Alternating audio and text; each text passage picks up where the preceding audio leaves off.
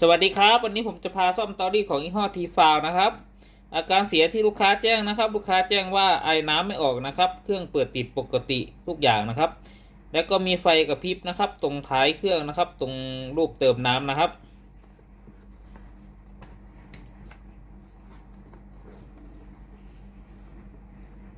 ลูกค้าแจ้งนะครับมีไฟกระพริบตรงนี้นะครับตรงรูปเติมน้ำนะครับรูปเทน้ำนะครับตรงวอเตอร์นะครับตรงนี้นะเดี๋ยวลองเปิดเครื่องดูก่อนครับ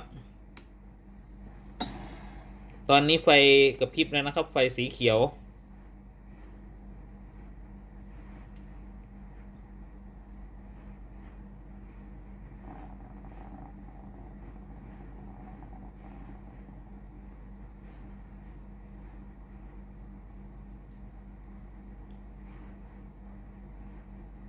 เดี๋ยวรอไฟหายกระพริบก่อนนะครับไฟตรงปุ่มสีเขียว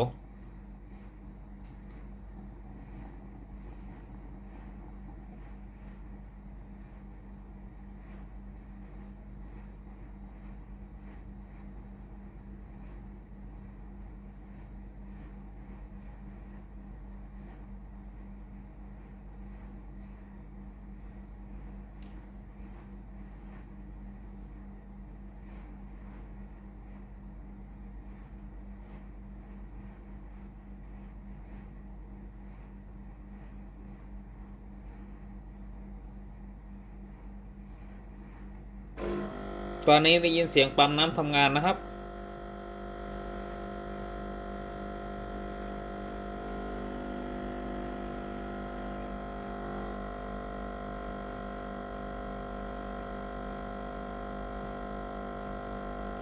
อาการเหมือนจะปั๊มน้ำไม่เข้าที่หม้อต้มนะครับ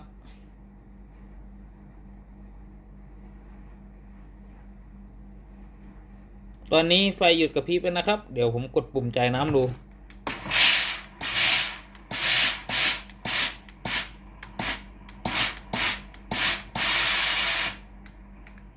ตอนนี้ขึ้นไฟกระพริบนะครับตรงปุ่มไฟสีแดงๆนะครับตรงรูปวอเตอร์นะครับตรงรูปเติมน้ำนะครับตรงนี้อาการเสียตามที่ลูกค้าแจ้งเลยนะครับเดี๋ยวลองกดปุ่มรีสตาร์ทดูนะครับว่าจะได้ยินเสียงปั๊มน้ำทำงานอีกรอบหนึ่งหรือเปล่านะครับได้ยินเสียงปั๊มน้ำทำงานอีกรอบหนึ่งไงนะครับ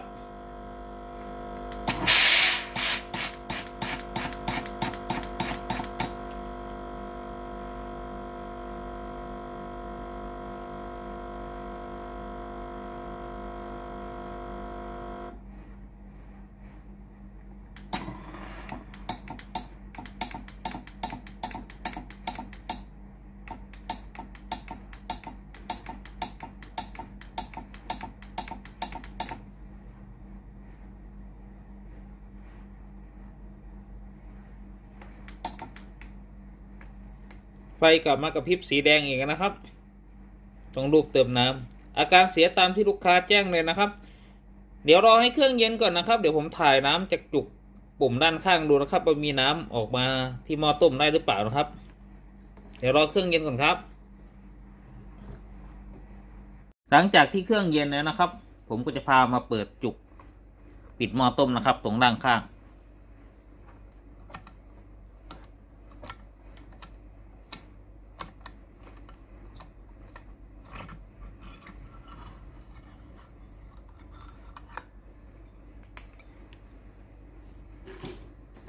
เดี๋ยวลองเอียงหม้อต้มดูก่อนนะครับไม่มีน้ำออกมาสักหยดเลยนะครับตรงหม้อต้มก็แสดงว่าปั๊มน้ำไม่น่าจะสูบน้ำจากแทงน้ำเข้ามาที่หม้อต้มได้นะครับเดี๋ยวเสียบปลั๊กลองดูก่อนนะครับเปิดเครื่องเลยนะครับตรงนี้หม้อต้มร้อนปกตินะครับเอามือจับดูปกติแล้วถ้าปั๊มน้ำทำงานนะครับน้ำก็จะปั๊มเข้ามาที่หม้อต้มตรงนี้นะครับก็จะไหลออกมาตรงฝั่งนี้นะครับถ้าเราไม่ได้ปิดในส่วนของตัวจุกเดี๋ยวลองกดปุ่มจ่ายน้ำก่อนครับเพื่อบังคับให้ปั๊มน้ำทำงานครับ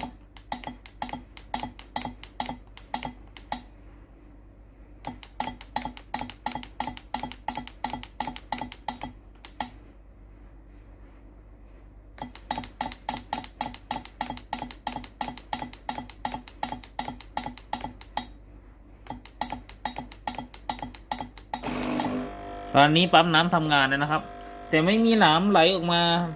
ที่จุกหม้อต้มเลยนะครับ ก็แสดงว่าปั๊มน้ำไม่สามารถปั๊มเข้ามาที่หม้อต้มได้นะครับ เดี๋ยวแกะดูภายในตัวเครื่องนะครับ ว่าสาเหตุที่น้ำไม่เข้ามาที่หม้อต้มเกิดจากสาเหตุอะไรนะครับรอให้เครื่องเย็นก่อนนะครับ หลังจากที่เราทิ้งไว้ให้เครื่องเย็นเนี่ยนะครับ ผมก็จะพามาแกะดูภายในตัวเครื่อง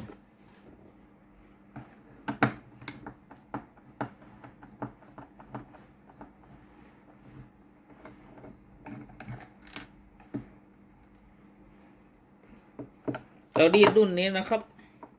10 กว่าปีนะครับ ประมาณ12 ปีได้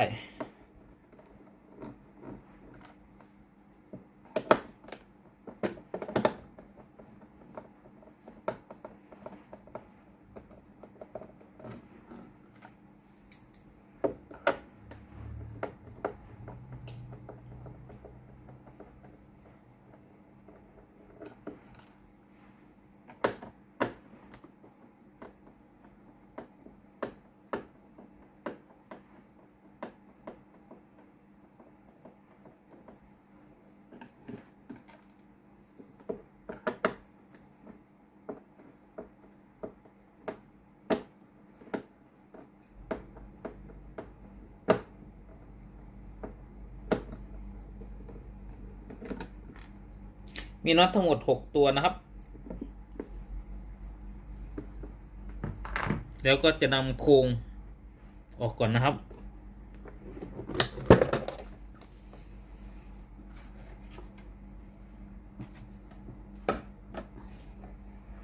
เมื่อเราแกะเข้ามาภายในตัวเครื่องนะครับ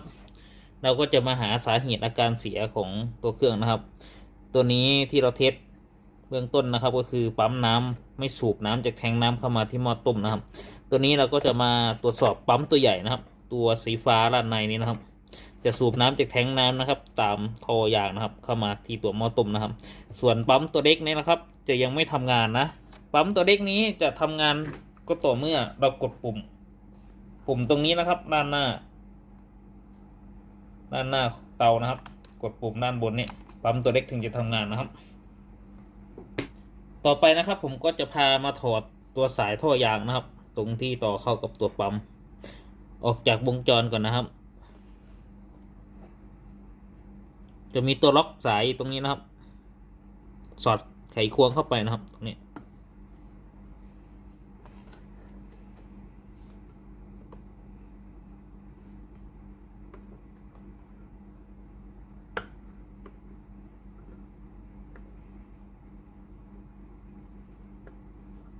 ตัวนี้จะถอดเพื่อซ้ายแคมล็อกสายตัวเก่านะครับ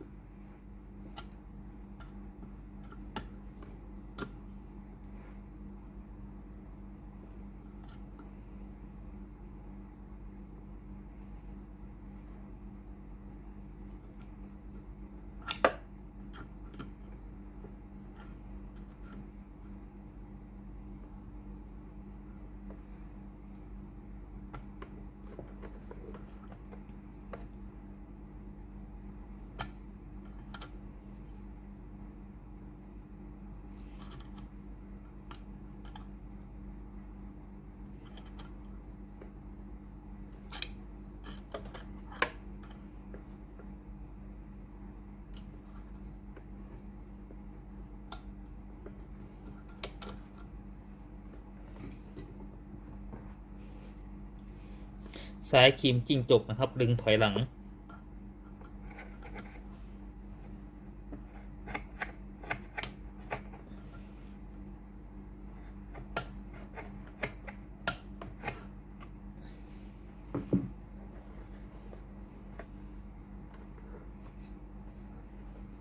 เดี๋ยวก็ถอดท่อยางออกก่อนนะครับ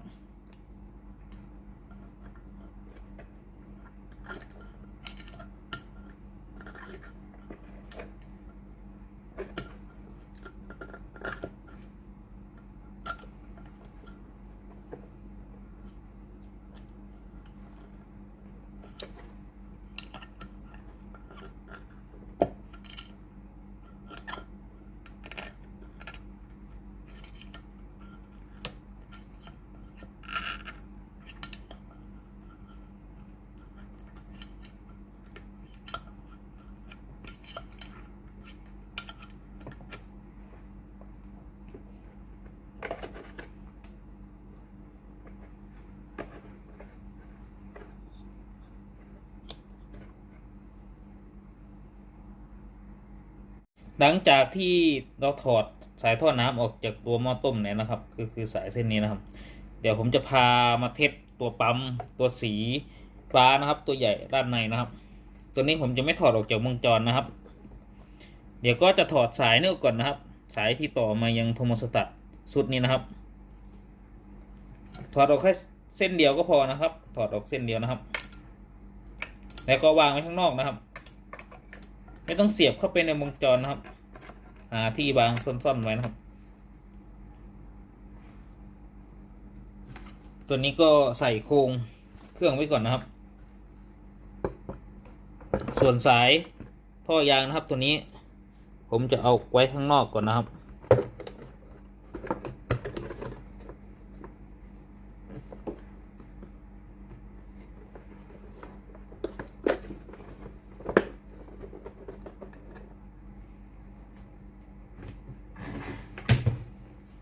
เดี๋ยวผมก็จะใส่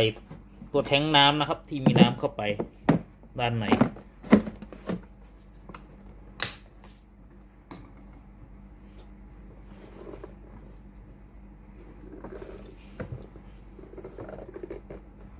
ตัวนี้ก็คือตัวท่อนะครับ ที่เราถอดออก จากนั้นผมก็เสียบปลั๊กตัวเตารีดนะครับ เดี๋ยวเราก็จะมาดูกันว่าปั๊มน้ำสามารถสูบน้ำจากแทงน้ำเข้ามาที่หม้อต้มได้หรือเปล่านะครับ ถ้าปั๊มน้ำสามารถสูบน้ำเข้ามาที่หม้อต้มได้นะครับ น้ำจะต้องออกตรงที่ผมลอยท่อยางไว้ตรงนี้นะครับ ตรงที่ผมวงกลมไว้นะครับ ถ้ามีน้ำออกมาก็แสดงว่าปั๊มน้ำปกตินะครับ ก็ให้เราไปดูในส่วนของตัวข้อต่อที่ไปยังหม้อต้มนะครับว่าตันหรือเปล่า แต่ถ้าไม่มีน้ำออกมานะครับ ก็ให้เราตรวจสอบตัวปั๊มน้ำว่าปั๊มน้ำเสียหรือเปล่า หรือในส่วนของตัวแทงน้ำตันหรือเปล่านะครับ เดี๋ยวผมเปิดตัวเครื่องเลยนะครับ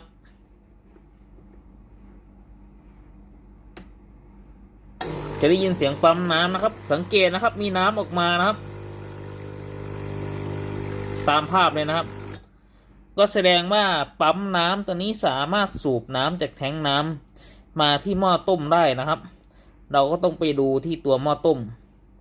ว่าส่วนที่เข้าหม้อต้มตรงนี้ตันหรือเปล่านะครับ หลังจากที่ผมเทสตัวปั๊มน้ำเลยนะครับ ตัวนี้ปั๊มน้ำปกตินะครับ สามารถสูบน้ำมาที่ฝั่งนี้ได้นะครับ เดี๋ยวผมจะถอดดูหม้อต้มนะครับ ว่าตรงนี้ของหม้อต้มตรงที่ผมวงกลมไว้นี่ครับอุดตันหรือเปล่านะครับ เดี๋ยวก็ถอดสายก่อนนะครับ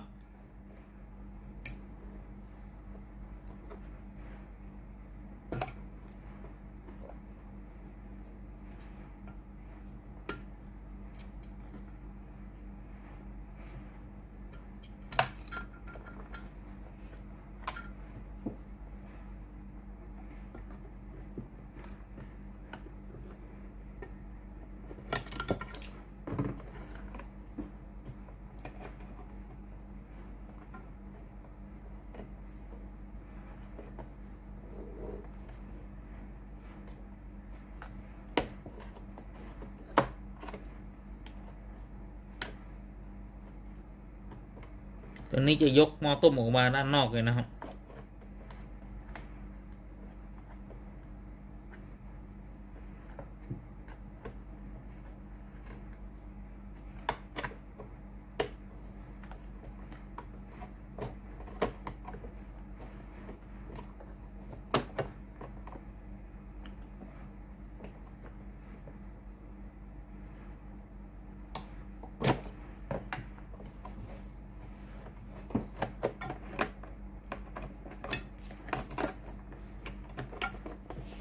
ส่วนตัวปั๊มน้ำนะครับตัวนี้ผมก็จะถอดออกมาเลย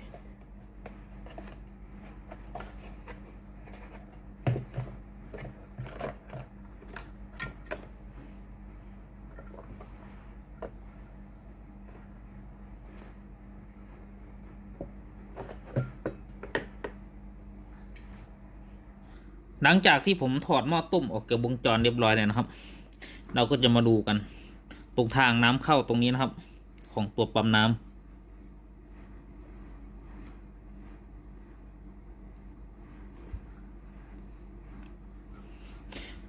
ผมจะซ้ายลวดนะครับแย่ดูก่อนว่าทะลุหรือเปล่า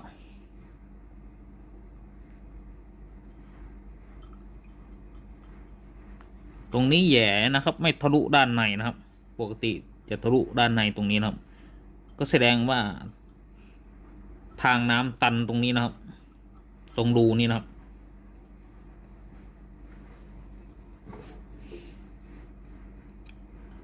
ลองซ้ายไขควงแย่ๆทะลวงดูครับ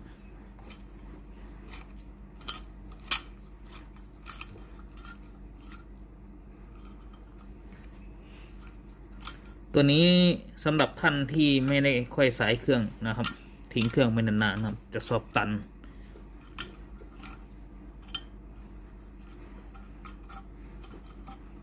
เป็น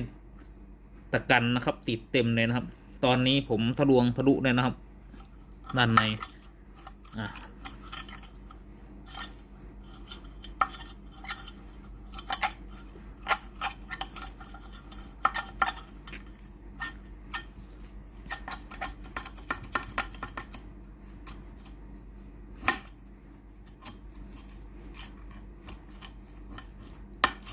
เป็นคราบหินปูนนะครับ ติดเต็มเลยนะครับ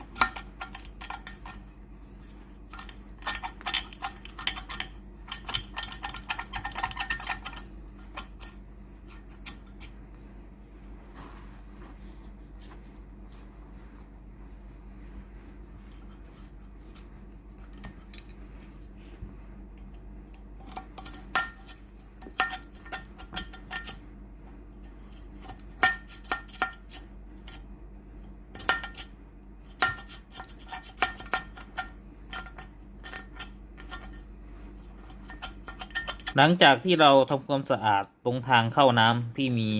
คราบตะกันนะครับ แล้วก็หินปูนติดอยู่เรียบร้อยแล้วนะครับ เราก็จะใส่ตัวสายท่อปั๊มเข้าไปเลยนะครับ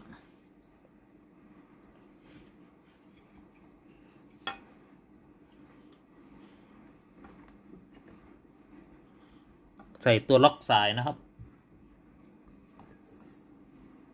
ที่เราถอดออกไว้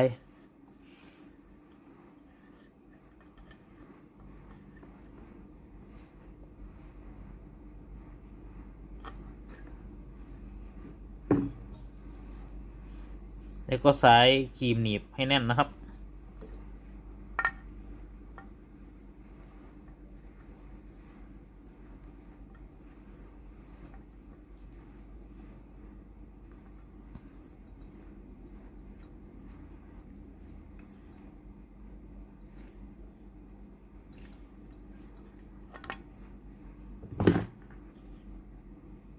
จากนั้นก็จะพาประกอบเข้าไปในวงจรนะครับ จากนั้นก็จะประกอบหม้อต้มเข้าไปในวงจรนะครับ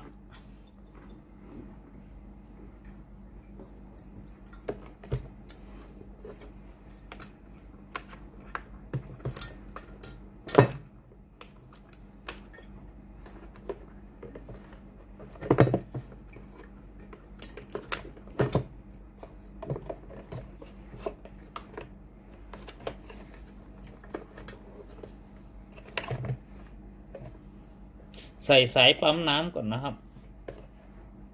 สายสีขาว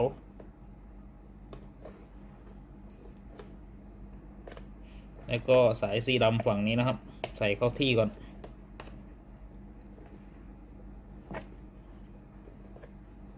จากนั้นก็จะจัดสายให้เรียบร้อยนะครับ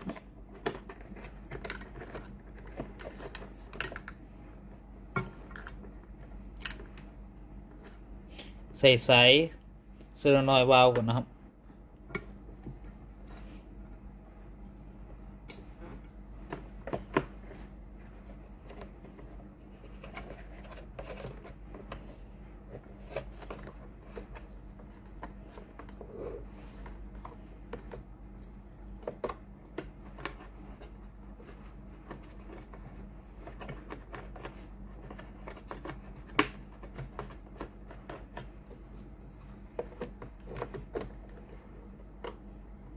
ใส่สายกาวนะครับ สายแพรมาเลี้ยงบอร์ด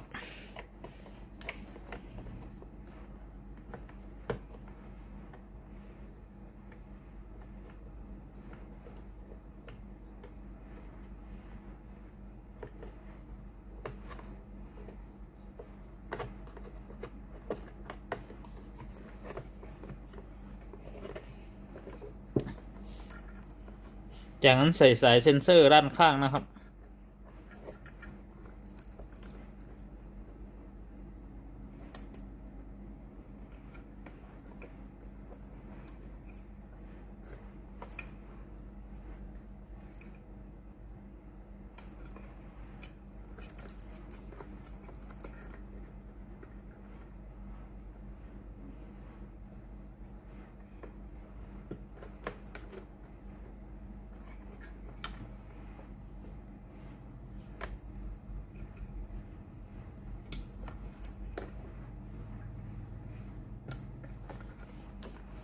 ตรวจสอบความเรียบร้อยอีกรอบหนึ่งครับ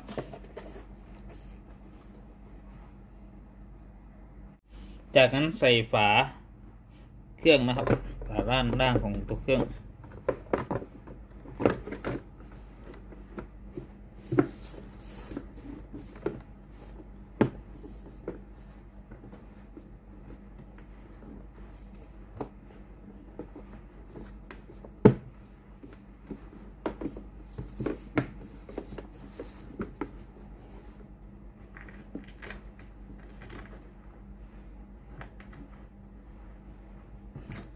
จากนั้นยึดน็อตนะครับ6 ตัว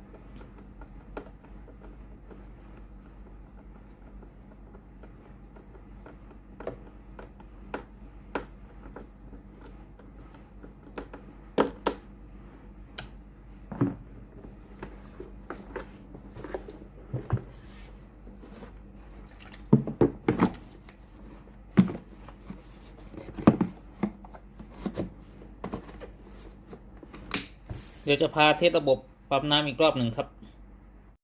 หลังจากที่ผมประกอบในส่วนของตัวเครื่องเสร็จเรียบร้อยแล้วนะครับ เดี๋ยวพามาเทสระบบปั๊มอีกรอบหนึ่งครับ เมื่อผมเสียบปลั๊กแล้วก็เปิดตัวเครื่องนะครับช่วงที่ปั๊มน้ำทำงานจะต้องมีน้ำไหลออกมาตรงนี้นะครับ ตรงรูจุกหม้อต้มนี้นะครับตัวนี้ผมจะเปิดทิ้งไว้เลยนะครับ ถ้ามีน้ำไหลออกมาก็แสดงว่าตัวนี้ปั๊มน้ำสามารถปั๊มน้ำเข้าหม้อต้มได้นะครับ เดี๋ยวเสียบปลั๊กเปิดเครื่องเลยครับตัวนี้วาล์วน้ำรีเซ็ตเลยนะครับ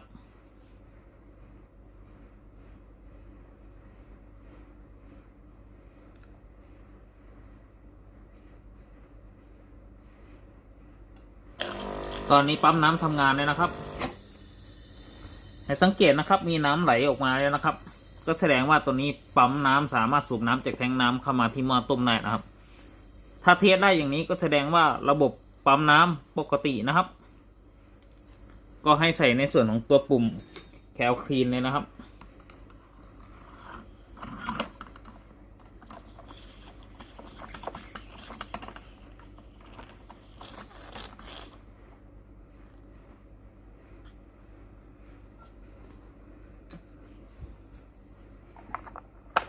เดี๋ยวจะพาเทสเครื่องด้านบนอีกรอบหนึ่งครับหลังจากที่ผมเทสระบบปั๊มตัวนี้ผ่านเนี่ยนะครับปั๊มน้ำสามารถสูบน้ำจากแทงน้ำเข้ามาที่หม้อต้มได้นะครับเดี๋ยวเรามาลองเครื่องดูอีกรอบหนึ่งครับรุ่นนี้เป็นรุ่นปรับด้วยมือนะครับต้องการความร้อนที่หน้าเตามากหรือน้อยนะครับปรับตรงปุ่มนี้ได้เลยนะครับสามารถเลื่อนได้แต่ถ้าหลอดไฟตรงนี้ไม่ติดนะครับหรือหน้าเตาไม่ร้อนก็จะเกิดอาการน้ำหยดนะครับหรือเวลาขยับสายตรงนี้นะครับหน้าเตาไฟติดบ้างไม่ติดบ้างนะครับก็ให้มาแกะรูสายตรงนี้นะครับด้านท้ายซอบขาดนะครับเพราะมันขยับให้ตัวได้นะครับถ้าขาดนี่ก็หน้าเตาติดบ้างไม่ติดบ้างนะครับก็จะทำให้หน้าเตาไม่ร้อนเกิดอาการน้ำหยดนะครับตอนนี้เครื่องพร้อมใช้งานแล้วนะครับเดี๋ยวผมกดปุ่มจ่ายน้ำดู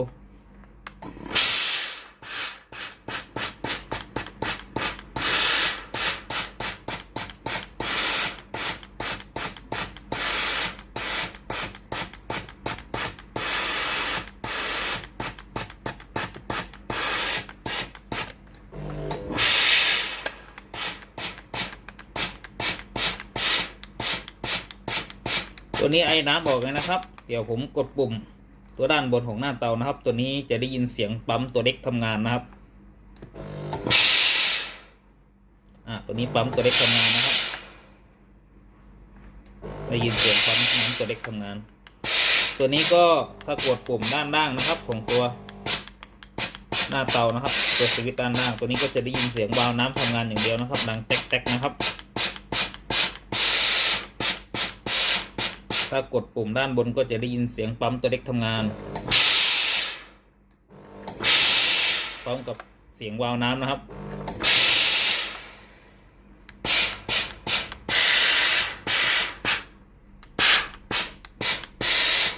รุ่นนี้ทนนะครับ12 ปีนะครับรุ่นนี้